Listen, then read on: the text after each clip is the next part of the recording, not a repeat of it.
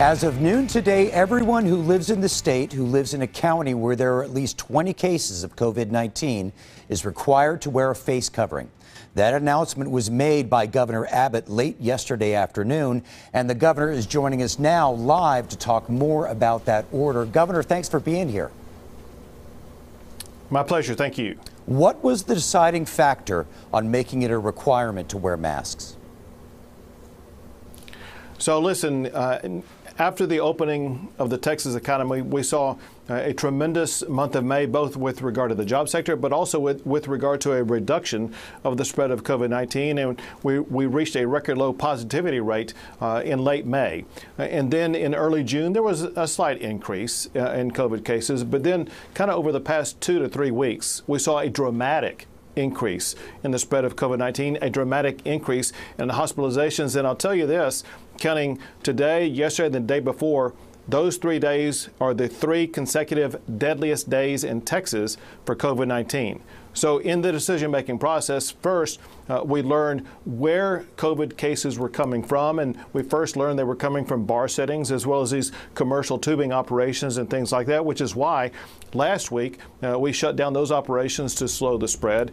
This week, the spread continued to grow worse, making hospitalizations worse, making deaths worse, and hence the necessity that we take a step that all the medical community agrees is a step that will allow us to continue to keep the economy open while also slowing the spread, and that is by everyone wearing some type of face covering that will allow them to go out, but also will slow the spread of the coronavirus. Well, you know, with that in mind, Governor, one of the exceptions in your face covering rule is at polling places. And, you know, why is that? Because with a number of people all there lined up, it seems it should be a good place where people should be wearing masks.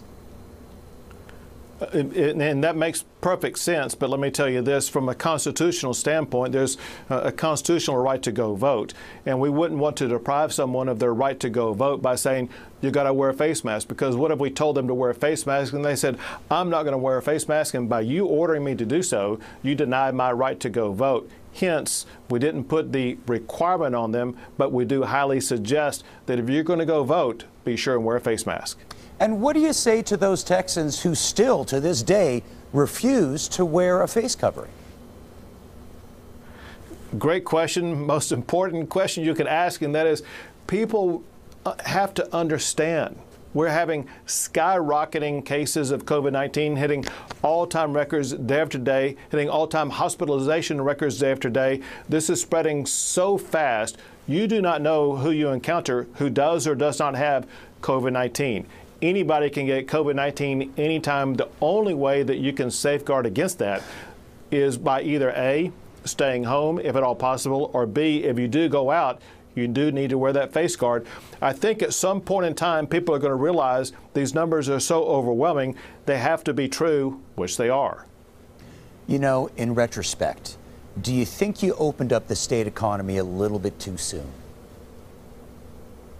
I think the facts show that we did not. And in fact, Dr. Birx has agreed with that, because if you look at the downtrend of the positivity rate in April before we opened up, it met the White House guidelines. If you look for the entire month after we opened up, the state of Texas actually got better because the low mark for the positivity rate was near the very end of May. It wasn't really until the past couple of weeks, and we can go back in hindsight and see exactly what happened. It was Memorial Day celebrations. It was bars opening up. It was a sense of COVID fatigue. People probably felt like we had conquered COVID and didn't have to worry about it anymore, and hence maybe let their guard down. All of those things combined, because we have reports from doctors about some outdoor parties that were taking place.